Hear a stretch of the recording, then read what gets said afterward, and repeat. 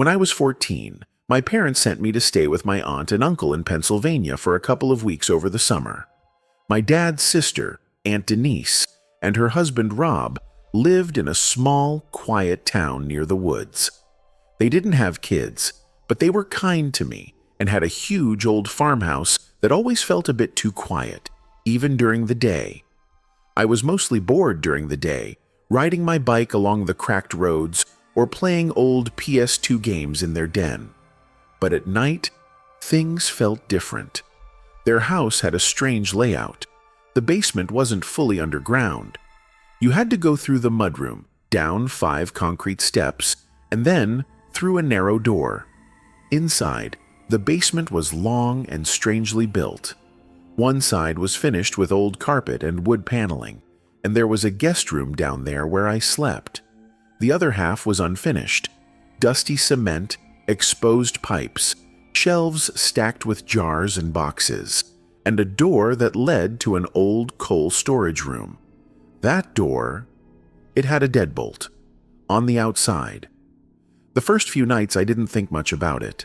My aunt had explained that the door was always locked because mice or raccoons would sometimes sneak in through the vents in the old coal chute. That sounded reasonable. But then I started hearing things. It would start just after midnight. Light scratching, sometimes a faint thud. Once, I thought I heard whispering, but that seemed impossible. My first instinct was rats, maybe raccoons like my aunt said. But I've heard rats before. They skitter, squeak, sometimes thump things over. These sounds were different, rhythmic, intentional. I kept my flashlight beside my bed every night. I stopped sleeping with the lights off. On the 4th night, I was brushing my teeth upstairs when I saw my Uncle Rob standing outside on the porch in the dark, smoking. The screen door was cracked, and I could hear him talking, but not to me. Just talking. It was low and deliberate, and I could see through the screen he was staring toward the woods. I figured he was on the phone, but when I went outside to tell him goodnight, I saw he wasn't holding anything. No phone, just standing there, whispering. He jumped a little when he saw me, smiled too quickly, said, "Just talking to myself, bud." Sometimes old guys do that. The next night, I was awoken by the loudest sound yet. It was 2:13 a.m. My phone's screen lit up the time when I sat up in bed. I heard a deep scraping from the other side of the coal room door, like something heavy was being dragged. I couldn't help it. I got up, walked across the soft carpet, and placed my ear against the cold wooden door. Silence. Then, tap, tap, tap. 3 slow, deliberate knocks from the other side of the door. I staggered back, heart pounding. I didn't go back to sleep. I tried to tell Aunt Denise about it in the morning. She dismissed it instantly, laughing it off. "That door's sealed up, honey. You probably had a bad dream." Later that afternoon, I decided to check it out myself. I waited until they were both running errands in town. I got the keyring from the hook by the back door, found the right one. It had a little piece of masking tape labeled basement, and went downstairs. The door to the coal room groaned as I opened it, the hinges dry and unused.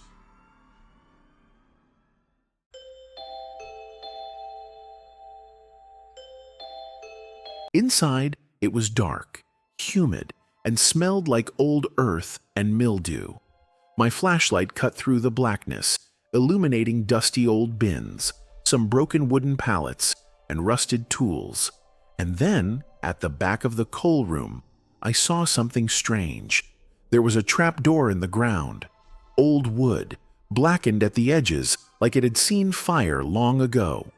I crossed the room carefully, my footsteps echoing. The trap door had a ring handle, like something out of a horror movie. I pulled it. It creaked open to reveal a staircase leading down. My breath caught in my throat. The air rising up was wet and foul. I aimed my flashlight into the hole but couldn't see the bottom. Just stone walls. I shut the trap door and backed away, heart hammering. I knew I shouldn't have opened it. That night, it started again, but louder. The thuds and dragging were back. This time I could feel the vibrations through the floor. I put my ear to the carpet and I heard it. Breathing.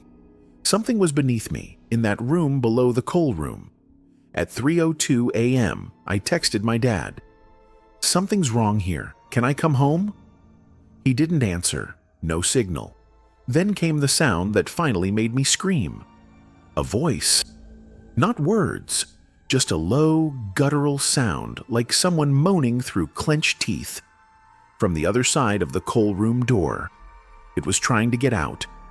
I scrambled out of the guest room and up the stairs, bolting the door behind me. I didn't sleep that night.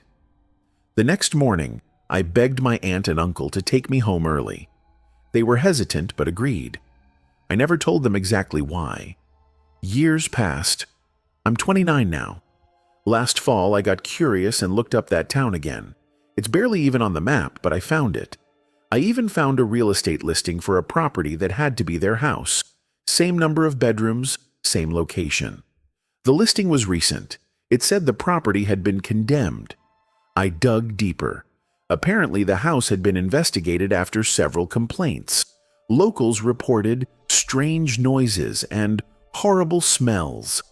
The police had broken in after weeks of no activity and found the place abandoned.